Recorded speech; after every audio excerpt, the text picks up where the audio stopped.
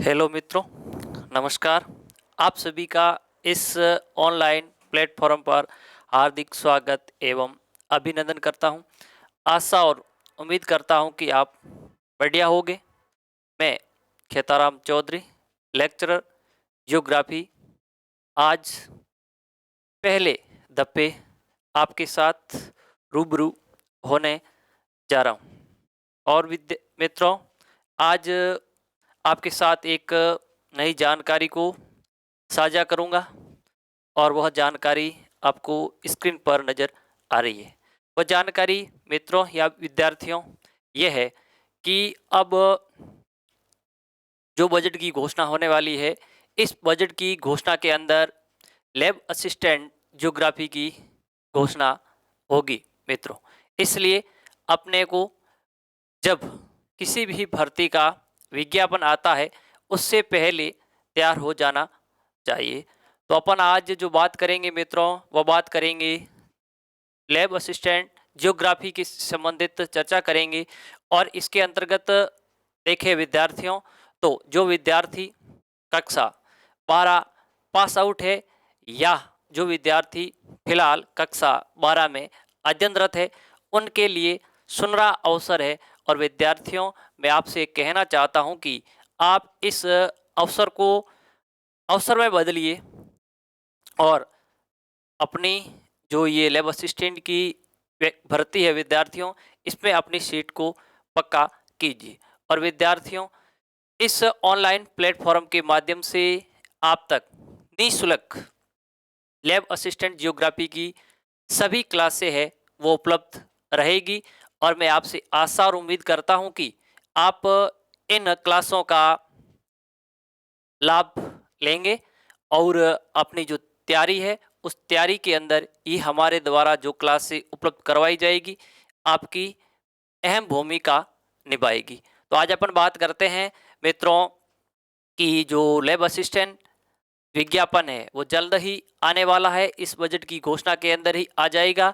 और इसके अंदर कौन कौन सा सिलेबस है, कौन कौन सा पाठ्यक्रम होता है, उन पाठ्यक्रम के बारे में चर्चा करेंगे। और उससे पहले विद्यार्थियों और मित्रों, आपने देखा होगा थंबनेल पर लिखा हुआ है कि शिक्षण की जो पद्धति है वो पद्धति है 5+1+1। अब ये 5+1+1 क्या है, इसके बारे में थोड़ी सी अपन जानकारी है वो प्राप्त कर लेते हैं। जब विद्यार्थियों मित्रों 5+1+1 के बारे में बात करते हैं, तो इसका मतलब ये होता है कि 5 दिन तो अपन आपको जो बिंदु अपन जो सिलेबस के बिंदु है, उन बिंदुओं से संबंधित आपको अध्ययन करवाया जाएगा। जैसे ही अपने 5 दिन अध्यापन जिन बिंदुओं का कर लिया है, उन बिंदुओं का छठी क्लास के अंदर विद्यार्थियों अपना पूर्ण रूप से रिवीजन होगा। और रिवीजन के अंदर उन बहुत ही महत्वपूर्ण और प्रमाणिक जो बिंदु होंगे, उसी को शॉर्टकट रूप में आपको समझाया जाएगा, जो कि आपको दूसरे विद्यार्थियों से अलग करते हो इस प्रकार के शॉर्ट नोट्स है, उसके माध्यम से आपको समझाया जाएगा। और फिर एक और इस एक का मतलब ये हुआ कि फिर अपने 6 दिन यानी 5 दिन जो अपनी क्लासेस चली और एक दिन अपना जो रिवीजन क्लास हुई, उन सभी का मिला करके छठ जो 7वां दिन होगा विद्यार्थियों, उस 7वें दिन अपन लेंगे टेस्ट लेंगे। और वो टेस्ट आपका विद्यार्थियों एमसीक्यू बेस पर आधारित होगा। तो इस प्रकार से अपनी ये पूर्ण सिलेबस है वो इस प्लेटफॉर्म के माध्यम से आप तक पहुंचाया जाएगा। और जिसके सेक्शन का प्रकार मैंने विद्यार्थियों आपको बता दिया है, इस प्रकार से रहेंगे। तो अपन विद्यार्थियों बिना देरी किए आज अपन बात करते हैं कि जो लैब असिस्टेंट ज्योग्राफी है, उसके अंदर सेकंड पेपर का क्या क्या सिलेबस होता है, किस किस प्रकार के टॉपिक होते हैं, उनके बारे में बात करते हैं। पहला बिंदु है विद्यार्थियों कि भूगोल। भूगोल एक समाकलित विषय के रूप में भूगोल की शाखाएं और भौतिक भूगोल का महत्व। यानी पहला है कि भूगोल एक समाकलित विषय के रूप में, यानी यहाँ इसका मतलब ये होगा कि भूगोल है उस भूगोल विषय का अन्य विषयों से किस प्रकार से संबंध है। यानी भूगोल का जैसे अपन देखें तो इतिहास से क्या संबंध है, पॉलिटिकल साइंस से क्या संबंध है, लोक प्रशासन से क्या संबंध है, यानी इस प्रकार से भूगोल विषय का अन्य विषयों से क्या संबंध है, उसके बारे में भी अपन चर्चा करेंगे। उसके बाद में भूगोल की शाखाएं, यानी अगला है भूगोल की शाखाएं। यानी जब अपन भूगोल की शाखाओं के बारे में चर्चा करें विद्यार्थियों, तो भूगोल की शाखाएं मूल रूप से 2 होती है। और वो 2 शाखाएं कौन कौन सी, एक होती है आपकी भौतिक भूगोल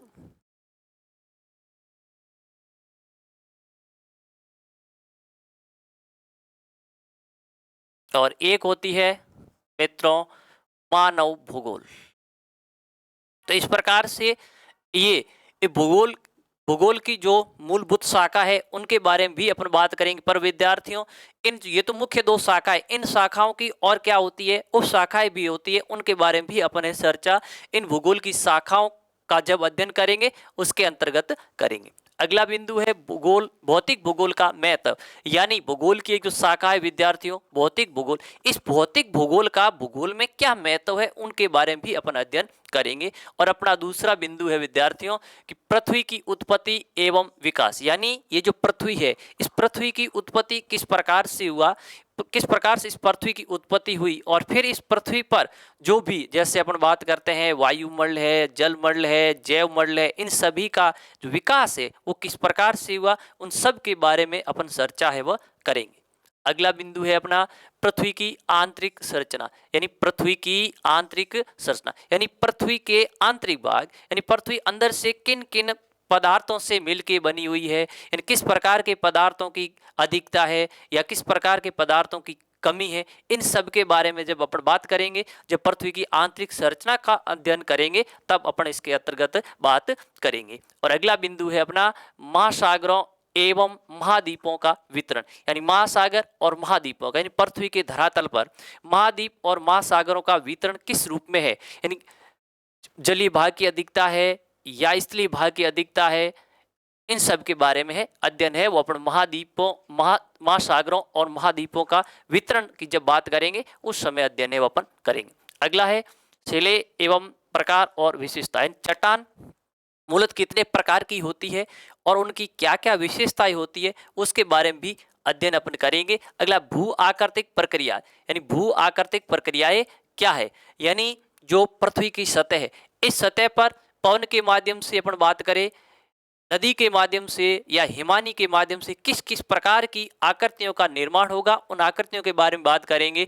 जैसे अपन बात करते हैं बालू का स्तूप किस प्रकार से बनेगा, बरखान किस प्रकार से बनते हैं, या अपन बात करें और भी जो भौमजल स्तर, यानी जो भौमजल होता है उसके द्वारा सूना काष्ठ प्रदेश होता है, वहां पर जो विभिन्न प्रकार की स्थाकृतियां बनती है, या नदी द्वारा जैसे अपन बात करें जो मतलब जो डेल्टा है, डेल्टा वगैरह है, या और भी बहुत सारी आकृतियां बनती है, जलोढ़ पंख है ना, वो किस पैसे क्या बनते हैं, उन सभी का अध्ययन है वो अपन जो भू आकृतिक प्रक्रिया होगी इसके अंतर्गत करेंगे। अगला स्थल रूप और उनका विकास, यानी स्थल रूप का विकास किस प्रकार से हुआ, स्थल रूप क्या है और इन स्थल रूपों का विकास किस प्रकार से होता है उसके बारे में भी अपन बात करेंगे। और अगली बात है अब वायुमंडल और वायुमंडल का संगठन एवं संरचना। यानी वायुमंडल क्या है, वायुमंडल का संगठन कैसा है, यानी वायुमंडल किन किन पदार्थों से मिलकर बना हुआ है, और वायुमंडल की संरचना के बारे में बात करें। इससे पहले विद्यार्थियों, अगर ये जो बिंदु थे, यानी इतने जिन बिंदुओं के बारे में वायुमंडल से पहले जितने सभी बिंदुओं के बारे में बात की, यानी वैसे देखा जाए विद्यार्थियों, ये सभी बिंदु तो भूगोल की जो शाखा विद्यार्थियों भौतिक भूगोल के, पर वो इन यानी भौतिक भूगोल एक भूगोल की विद्यार्थियों क्या है, शाखा है, पर इस शाखा की भी क्या होती है, उप शाखाएं होती है, शाखा की भी क्या होती है, उप शाखाएं। जब ये जिन बिंदुओं के, जैसे मैंने बात की पृथ्वी एक समाकलित विषय के रूप में भूगोल की शाखा, भौतिक भूगोल का महत्व है, पृथ्वी की उत्पत्ति एवं विकास है, पृथ्वी की आंतरिक संरचना है, महासागर और महाद्वीपों का क्या वितरण है, चट्टान के प्रकार और उनकी विशेषता है, भूआकृतिक प्रक्रियाएं क्या होती है, ये बिंदु है, या स्थल रूप और उनका विकास कैसे क्या, ये बिंदु, ये सारे के सारे बिंदु विद्यार्थियों भौतिक भूगोल की एक शाखा होती है भू आकृति विज्ञान, भू आकृति विज्ञान। तो इन सभी बिंदुओं का मित्रों जो अध्ययन है अपन भौतिक भूगोल की भू आकृति विज्ञान जो उपशाखा है, उस उपशाखा के अंतर्गत इनका अध्ययन है वो किया जाता है। आगे अपन बात करें जैसे वायुमंडल क्या है, उसका संगठन कैसा है वायुमंडल का, और वायुमंडल की संरचना कैसी क्या है, उसके बारे में अपन विस्तृत रूप से एक एक बिंदु से को लेकर के विस्तृत रूप से अध्ययन करेंगे। अगला है सूर्य ताप क्या है, उष्मा संतुलन या उष्मा बजट क्या होता है, और तापमान का वितरण। यानी विश्व यानी मानचित्र पर विश्व स्तर पर देखेंगे सूर्य ताप क्या है, उष्मा बजट क्या होता है, या उष्मा का संतुलन यानी उष्मा की मात्रा पृथ्वी पर सब जगह समान कैसे रहती है, उष्मा संतुलन क्या होगा, या तापमान वितरण क्या है उसके बारे में भी अपन बात करेंगे। अगला है वायु दाब क्या होता है, और वायुमंडलीय परिचंचरण यानी वायु दाब क्या है और जो वायुमंडल यानी जो वायुमंडल है, इस वायुमंडल के अंदर पवनों का संचरण किस प्रकार से होता है उसके बारे में अपन बात करेंगे। अगला है वायुमंडल में जल, यानी वायुमंडल के अंदर जल की जो मात्रा, वाष्पीकरण क्या होता है, संघनन क्या होगा, ये अपन बात करेंगे। जो वर्षण है इसके प्रकार और वितरण। अगला है विश्व की जलवायु और जलवायु का वर्गीकरण, यानी विश्व की जलवायु यानी विश्व के किस भाग में किस प्रकार की जलवायु पाई जाती है, उस जल उनके बारे में बात करेंगे। और उसके बाद में जलवायु की वर्गीकरण के बारे में बात करेंगे। जब अपन जलवायु की वर्गीकरण की बात करेंगे तो उसके अंदर जो मुख्य रूप से बात करेंगे कॉपन महोदय ने जलवायु वर्गीकरण को मूलतः कितने क्या भागों में बांटा, फिर उसके कितने क्या उप प्रकार किए, उन सब के बारे में बात करेंगे। उसके बाद में पढ़ेंगे हरित गृह प्रभाव क्या है, भूमंडलीय उष्मन और जलवायु परिवर्तन क्या है। ये इन सभी बिंदुओं के बारे में अपन विस्तृत रूप से चर्चा है वो प्रत्येक क्लास के अंदर विद्यार्थियों की जाएगी। अगला बिंदु है जलीय चक्र और अंत समुद्री उच्चावच क्या है, यानी ये जितने बिंदु थे विद्यार्थियों यहाँ तक, जैसे अपन ने पढ़ा था कि वायुमंडल का संगठन एवं संरचना, सूर्य ताप उष्मा संतुलन या तापमान का वितरण, वायुदाब और वायुमंडलीय परिसंचरण, और उसके बाद में वायुमंडल में जल की मात्रा, वाष्पीकरण, संघनन, वर्षण के प्रकार और वितरण।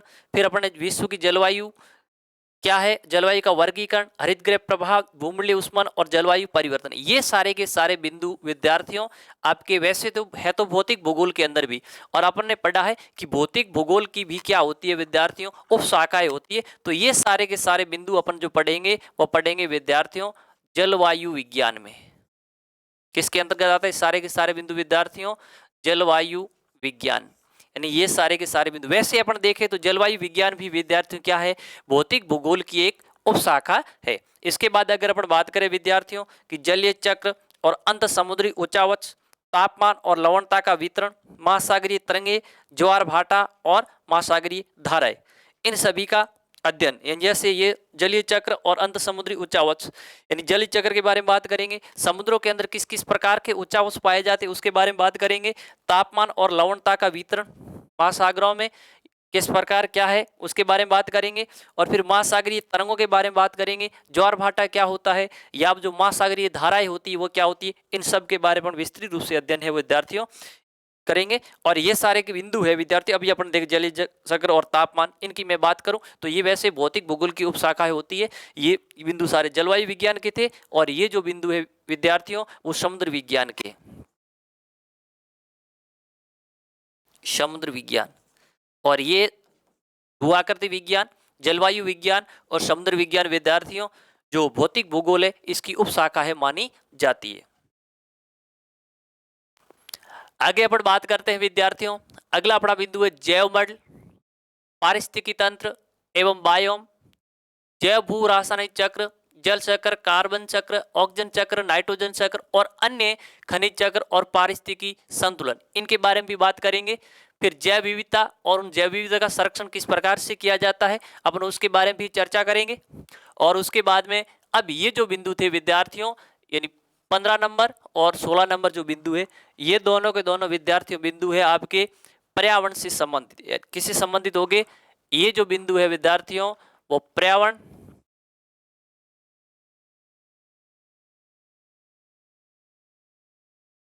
विज्ञान से संबंधित। अब पर्यावरण विज्ञान भी क्या है विद्यार्थियों, भौतिक भूगोल की एक उपशाखा है। ठीक है, तो इस प्रकार से अभी अपन ने जितनी, जैसे अपन ने भू आकृति विज्ञान के कुछ बिंदुओं के बारे में बात की थी, उसके बाद अपन जलवायु विज्ञान के उस बिंदुओं के बारे में बात की, और उसके बाद के अंदर अपन ने जो समुद्र विज्ञान है उससे संबंधित कुछ बिंदु थे उसके बारे में बात की, और उसके बाद पर्यावरण विज्ञान के बारे में बात की। और ये सारे के सारे भौतिक भूगोल की विद्यार्थियों क्या होती है, उपशाखाएं होती है। आगे अपन बात करते हैं विद्यार्थियों, देखते हैं अगला अपना बिंदु है कि भारत की स्थिति, आकार और पड़ोसी देश, यानी भारत की स्थिति किन अक्षांश और देशांतर के मध्य है ये भी पढ़ेंगे, आकार कैसा है और साथ में किन पड़ोसी देशों से सीमाएं लगती है, एक बिंदु अपना ये रहेगा विद्यार्थियों। उसके बाद भू आकृति खंड, यानी जो भारत का भू आकृतिक स्थल रूप है वो कैसा क्या है, या उसको कितने भागों में बांटा गया उसके बारे में भी अपन बात करेंगे, कौन सा भाग कब बना कब नहीं बना, सबसे नया कौन सा है, सबसे पुराना कौन सा है, इन किन भागों का किस प्रक्रिया से निर्माण हो, सब के बारे में बात करेंगे। उसके बाद में अगला जल संवर्धन संकल्पना क्या है, हिमालय और प्रायद्वीपीय भारत के अपवाद तंत्र, हिमालय और प्रायद्वीपीय भारत से निकलने वाली जो विभिन्न प्रकार की जो नदियां हैं उनके अपवाद तंत्र के बारे में भी अपन विस्तृत रूप से क्या करेंगे विद्यार्थियों, चर्चा है वो की जाएगी। अगली बात करते हैं कि मानसून जलवायु यानी भारत में किस प्रकार की जलवायु पाई जाती है, उस जलवायु के बारे में भी अपन बात करेंगे। और आगे ये कह रहा है कि प्रभावित करने वाले कारक, यानी जो भारत में जिस प्रकार की, जैसे मानते हैं अपन भारत में मानसून जलवायु पाई जाती है, इस जलवायु को प्रभावित करने वाले कौन कौन से कारक या जो फैक्टर होंगे उसके बारे में भी अपन है वो अध्ययन करेंगे। फिर है क्रियाविधि, यानी मानसून की क्रियाविधि, किस प्रकार से मानसून शुरू होता है, किस प्रकार से इस मानसून का विच्छेद होता है, या फिर किस प्रकार से निवर्तन होता है, ऋतु, वर्षा वितरण एवं परिवर्तता, वर्षा का वितरण और वर्षा की परिवर्तता की मात्रा, जलवायु के प्रकार किसके अनुसार, कोपेन के अनुसार, भारत और मानसून का भारत यानी जो मानसून है इसका भारत के आर्थिक जीवन पर क्या प्रभाव पड़ेगा, उन सब के बारे में अपन अध्ययन है विद्यार्थियों करेंगे। अगला बिंदु वन और वनों के प्रकार एवं वितरण, यानी वन क्या होते हैं, वन कितने प्रकार के, मुख्य रूप से भारत के अंदर बात करेंगे, भारत से संबंधित बात है विद्यार्थियों ये, और उसका भारत के किस राज्य में कितने % क्या वन है, या भारत के किस भूभाग में वन की मात्रा ज्यादा है और किस भूभाग में वनों की मात्रा कम है, उसके बारे में भी अपन बात करेंगे। और अगला बिंदु है अपना मृदा का वर्गीकरण, जो मिट्टी है इसके वर्गीकरण के बारे में बात करेंगे। और इसका जो वर्गीकरण किसके अनुसार करेंगे अपने विद्यार्थियों, ICAR के अनुसार जो मृदा का वर्गीकरण किया गया है अपन उसके बारे में बात करेंगे। फिर मृदा का अपरदन क्या होता है, और मृदा का अपरदन हो रहा है, या जो मृदा के जो मूलभूत गुण है उन गुणों में क्या हो रही है, कमी हो रही है, या जो ह्रास हो रहा है उसके बारे में भी बात करेंगे, किन की वजह से उसके गुणों में कमी ह्रास हो रहा है उसके बारे में बात करेंगे। और साथ में ये भी देखेंगे कि जो मृदा की गुणवत्ता में जो कमी हो रही है उस कमी को किस प्रकार से रोका जा सकता है, यानी मृदा का संरक्षण कैसे करेंगे उसके बारे में भी अपन बात करेंगे। अगला बिंदु आपदा, यानी आपदाएं क्या होती है, आपदा का अर्थ जानने का प्रयास करेंगे। फिर आपदाओं के वर्गीकरण के बारे में भी अपन बात करेंगे। उसके बाद भारत में प्राकृतिक, यानी भारत में किस प्रकार की मुख्य रूप से प्राकृतिक आपदाएं आती है और भारत के किस भाग में किस प्रकार की प्राकृतिक आपदा आएगी उसके बारे में भी अपन बात है करेंगे। यानी भारत में प्राकृतिक आपदाएं और इन आपदाओं का प्रबंधन, यानी जो आपदाएं आ रही है उन आपदाओं का प्रबंधन, यानी उससे निपटने के लिए हमारे द्वारा क्या क्या प्रयास किए जाने चाहिए उसके बारे में भी अपन बात है वो करेंगे। अपना अगला बिंदु है, अब देखिए विद्यार्थियों ये सारे जो बिंदु थे यहाँ से लेकर के, यानी भारत की स्थिति यहाँ से लेकर के यहाँ तक जो आपदा तक, ये सभी बिंदु है ये विद्यार्थियों भारत के भूगोल से संबंधित है।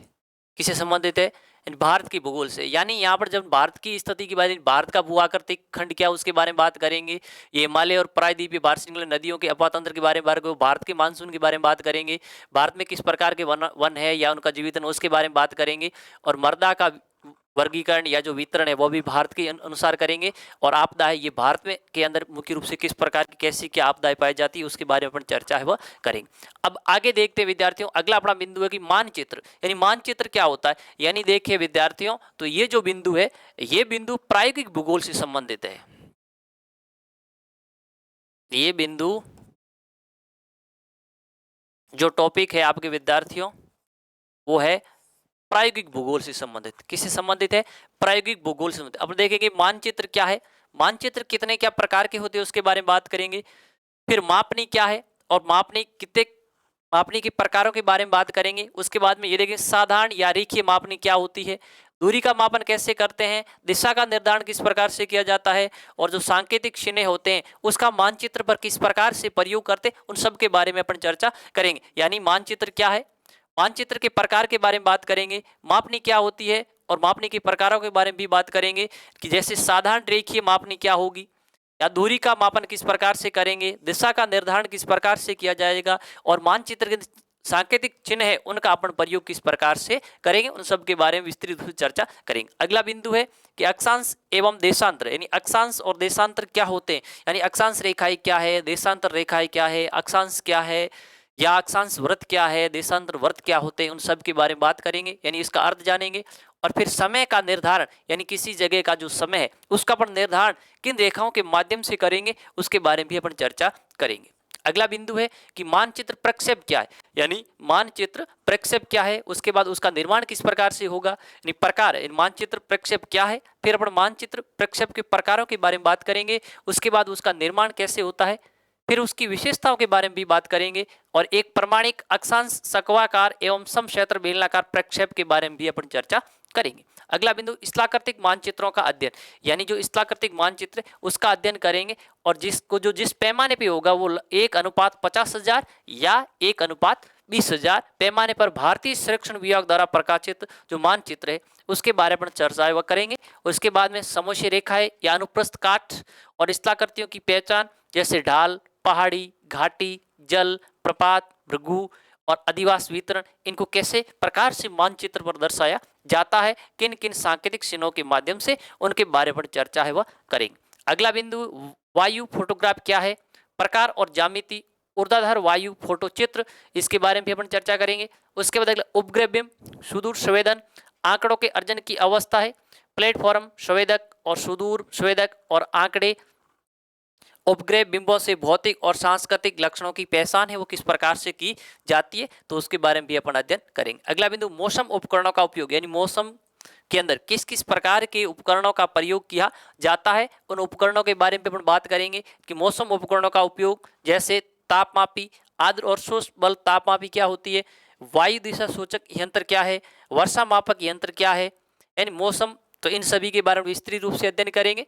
अगला है कि मौसम चार्ट का प्रयोग, यानी ऋतु के अनुसार चार्ट पर जो जैसे वायु दाब है, हवा है और वर्षा वितरण का वर्णन कैसे क्या कर दर्शाते हैं या किस प्रकार से लिखा जाता है, दर्शाया जाता है, उसके बारे में भी अपन बात करेंगे। तो इस प्रकार से ये सारे बिंदु थे विद्यार्थियों, ये सभी बिंदु आपके प्रायोगिक भूगोल से संबंधित है। किससे संबंधित है मित्रों, ये सारे के सारे कहाँ से लेकर के, यानी मानचित्र से लेकर के अपन ने जो बात की चार्ट एंड मौसम चार्ट तक, ये सारे के सारे बिंदु है विद्यार्थियों, ये सभी बिंदु अपने जो आपकी प्रायोगिक भूगोल है इस प्रायोगिक भूगोल से संबंधित है। और ये प्रायोगिक भूगोल क्लास या मैं कक्षा की बात करूं विद्यार्थियों, तो कक्षा 11 की सारे के सारे प्रायोगिक भूगोल के जो चैप्टर थे उन्हीं को यहाँ पे बताया गया है। अगली बात करते हैं अपन मित्रों, जैसे मानव भूगोल की परिभाषा, अब ये बात करेंगे। अब यहाँ तक अपन जो बात की ये प्रायोगिक भूगोल की, उसके बाद पहले अपने भौतिक भूगोल यानी भूगोल की मूल रूप से मैंने विद्यार्थियों अपन ने बात की, दो शाखाएं होती है, भूगोल भौतिक भूगोल और एक होती है मानव भूगोल। अब अगला जो बिंदु है विद्यार्थियों सिलेबस का अपना, वो मानव भूगोल है, मानव भूगोल से संबंधित है। किस संबंधित है, मानव भूगोल। तो यह कि मानव भूगोल क्या है, इसकी परिभाषा अलग अलग विद्वानों के अनुसार, मानव भूगोल की प्रकृति क्या है, उसका विशेषत्व क्या है और इसका महत्व क्या है, उसके बारे में भी अपन चर्चा करेंगे। और अगला बिंदु है अपना विश्व की जनजातियां, यानी विश्व में मुख्य रूप से किस प्रकार की जनजातियां हैं वो निवास करती है और किस विश्व के किस भाग में किस प्रकार की जनजाति निवास करेगी, उसके बारे में चर्चा करेंगे। जैसे देखेंगे एस्किमो कहाँ निवास करती है, बुशमैन कहाँ पे है, गौड़ कहाँ पे है, भील कहाँ पे है, इन जनजातियों का वितरण और इनका आर्थिक और सांस्कृतिक विशेषता, यानी आर्थिक रूप से, यानी एक तो बात करेंगे इनका वितरण के बारे में बात करेंगे, फिर इनका आर्थिक और सांस्कृतिक जीवन की क्या क्या विशेषताएं होती है उसके बारे में भी अपन चर्चा करेंगे।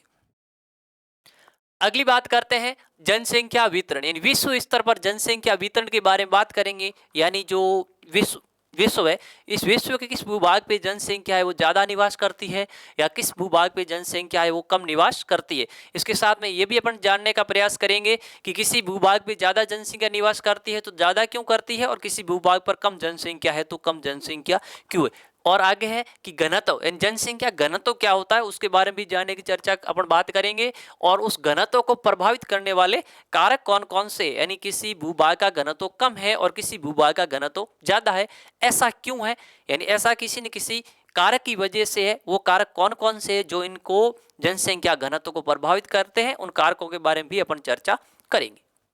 अगला बिंदु है जनसंख्या वृद्धि क्या है, यानी जनसंख्या वृद्धि, यानी वृद्धि का मतलब यहाँ जनसंख्या वृद्धि की बात करेंगे मित्रों, तो ये होता है कि जनसंख्या में परिवर्तन। अब जनसंख्या परिवर्तन का मतलब जनसंख्या एक निश्चित समय के अंतराल बढ़ भी सकती है और घट भी सकती है, उसको अपन जनसंख्या परिवर्तन कहेंगे। अब ऐसा क्यों हो रहा है उस कारणों के बारे में जानने का भी अपन प्रयास करेंगे।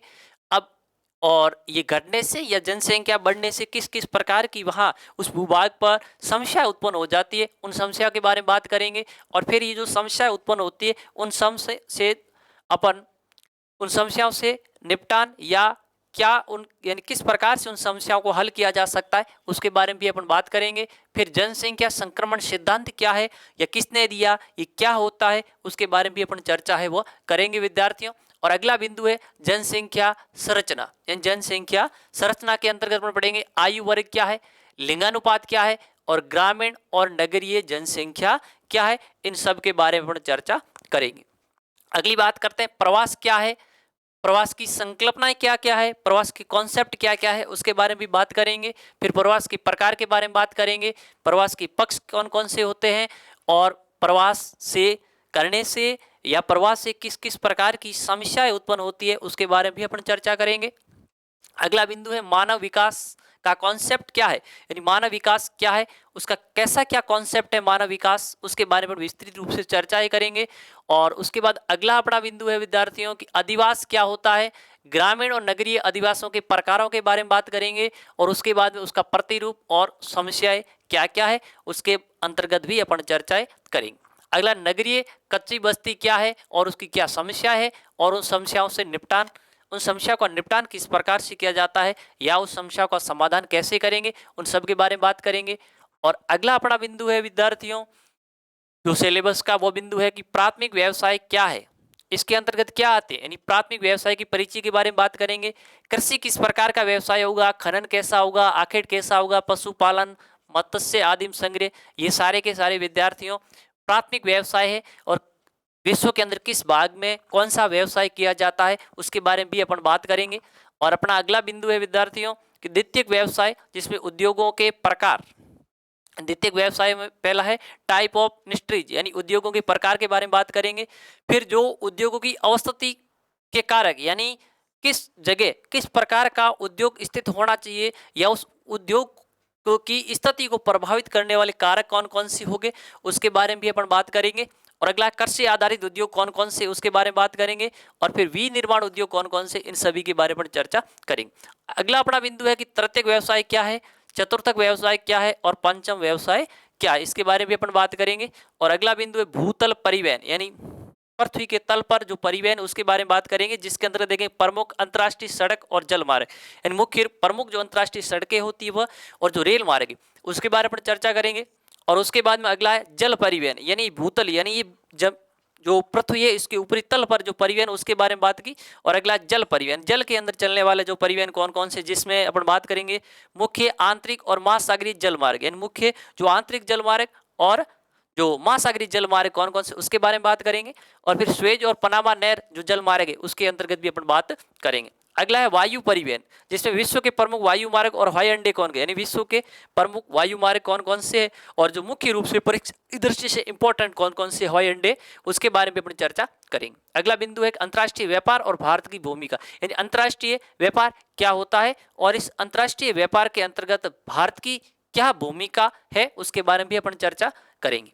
अगला बिंदु है कि आधुनिक जनसंचार के उपकरण यानी जो वर्तमान में जनसंचार है इसके मुख्य रूप से कौन कौन से उपकरण हैं और कैसे क्या काम करते हैं वो उपकरण, उसके बारे में चर्चा करेंगे। जिसके अंदर उपग्रह क्या है, इंटरनेट क्या है और मोबाइल क्या है, इन सब के बारे में विस्तृत रूप से चर्चाएं करेंगे। अगला बिंदु है पर्यावरणीय समस्या यानी पर्यावरण में किस किस प्रकार की समस्या है उन समस्या के बारे में बात करेंगे। देखेंगे प्रदूषण क्या होता है, अम्लीय वर्षा क्या होती है, हरित गृह प्रभाव क्या है, ओजोन परत में क्षय यानी ओजोन परत का क्षरण कैसे क्या है, ये सब बातें अपन करेंगे। अगला है वैश्विक पर्यावरण सम्मेलन क्या है यानी जो विश्व स्तर पर पर्यावरण की जो गुणों में गिरावट आ रही है उसको बनाए रखने के लिए विश्व स्तर पर किस किस प्रकार के सम्मेलनों का आयोजन किया गया है, उन सभी सम्मेलनों के बारे में चर्चा करेंगे।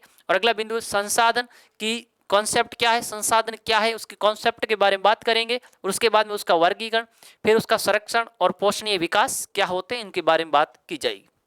अगला अजैविक संसाधन क्या है, जैसे भूमि है, जल है, खनिज है, लोहा है, एस, तांबा, एल्युमिनियम और अभ्रक, इसके बारे में बात करेंगे। उसके बाद में देखते हैं ऊर्जा संसाधन यानी ऐसे कौन से संसाधन है जिन्हें हमें ऊर्जा प्राप्त होगी उसके बारे में बात करेंगे। जब ऊर्जा संसाधन की बात करते हैं तो एक होता है परंपरागत और एक होता है गैर परंपरागत। यानी परंपरागत ऊर्जा के संसाधन कौन कौन से हैं, जैसे कोयला है, पेट्रोलियम है और जल विद्युत, इसके बारे में बात करेंगे। और गैर परंपरागत ऊर्जा के स्रोत कौन से, आणविक ऊर्जा है, जैविक ऊर्जा है, पवन और सौर ऊर्जा क्या होती है, इसके बारे में भी अपन चर्चाएं करेंगे। अगला बिंदु अपना कृषि के प्रकार, यानी कृषि के मुख्य प्रकार कौन कौन से हैं।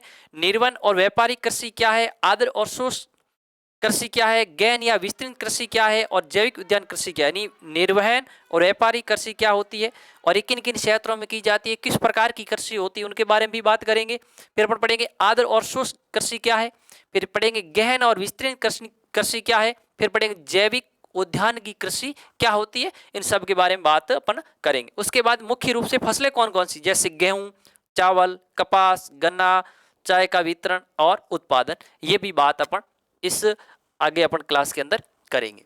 आगे देखते हैं अगला है भारत में औद्योगिक विकास, यानी भारत में औद्योगिक विकास किस प्रकार से हुआ और प्रमुख उद्योग कौन कौन से हैं, उसके बारे में भी बात करेंगे। जैसे लौह इस्पात उद्योग है, एल्युमिनियम उद्योग है, सीमेंट उद्योग, सूती वस्त्र उद्योग, चीनी और इंजीनियरिंग उद्योग क्या होते हैं, इन सब के बारे में विस्तृत रूप से चर्चा है वो करेंगे मित्रों।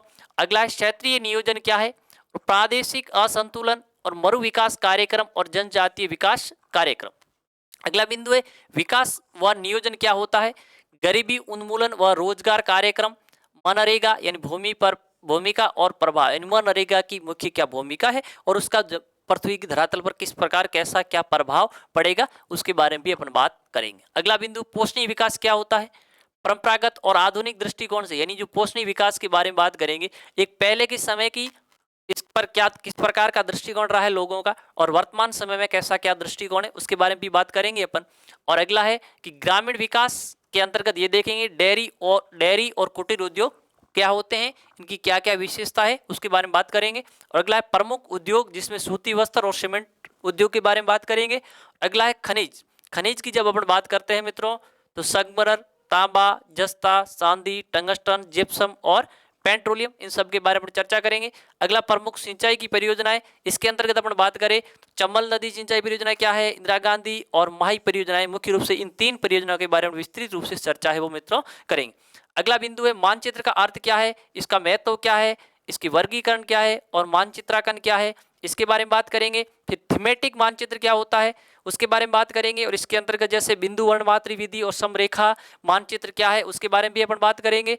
अगला है आंकड़ों का निरूपण किस प्रकार से करते हैं, उनके बारे में बात करेंगे। फिर आरेखों की रचना, देखो विद्यार्थियों, एक होता आरेख और एक होता आलेख। तो आलेख का तो मतलब होता है ग्राफीय निरूपण विद्यार्थियों, आरेख का मतलब होता है किसी प्रकार के दंड का निर्माण करना। तो यहाँ पे आंकड़ों का निरूपण कैसे होगा उसके बारे में बात करेंगे। फिर जो आरेख है उनकी रचना किस प्रकार से होगी, दंड आरेख कैसे बनेगा, चक्र आरेख कैसे बनेगा या प्रवाह आरेख कैसे बनते हैं, उसके बारे में चर्चा करेंगे। और सबसे लास्ट टॉपिक है अपना विद्यार्थियों भौगोलिक सूचना तंत्र क्या है, परिचय और अनुप्रयोग, इसके बारे में बात करेंगे। तो इस प्रकार से मित्रों आज अपन ने जो lab assistant geography second paper का जो सिलेबस था उसके बारे में चर्चा की, जिसके अंतर्गत सामान्यतः कितने बिंदु होते हैं, 66 बिंदु हो गए विद्यार्थियों, कितने बिंदु हो गए, 60 बिंदु हो गए।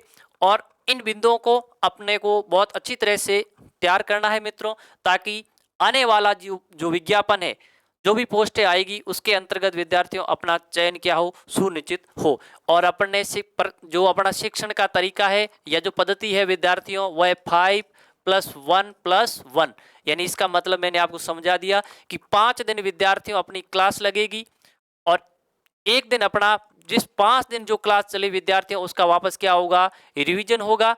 अब 5 और 1 कुल मिला के 6 दिन जो क्लास चली विद्यार्थियों उसका एक दिन में क्या होगा, अपना एक टेस्ट होगा विद्यार्थियों, क्या होगा, टेस्ट। और ये टेस्ट आपका MCQ बेस पर आधारित होगा। तो इस प्रकार से अपन जो अपनी तैयारी है या विद्यार्थियों आप जो तैयारी कर रहे हैं उस तैयारी को और भी मजबूती है वो प्रदान कर सकते हैं। इसलिए विद्यार्थियों मैं आपसे कहना चाहता हूं कि जो राहगीर होता है, राहगीर से ये मत पूछो कि राहें कहाँ तक जाएगी, राहगीर से ये मत पूछो कि राहें कहाँ तक जाएगी, जहां राहें जाएगी वहां तक राहगीर जाएगा, जहां राहें जाएगी वहां तक राहगीर जाएगा। दरिया से ये मत पूछो नीर कहाँ तक जाएगा, दरिया से ये मत पूछो नीर कहाँ तक जाएगा। उठो खींचो धनुष की डोर, उठो खींचो धनुष की डोर, साधो अपने जीवन का लक्ष्य, साधो अपने जीवन का लक्ष्य, बाकी बाद में देखेंगे तीर कहाँ तक जाएगा, बाकी बाद में देखेंगे तीर कहाँ तक जाएगा।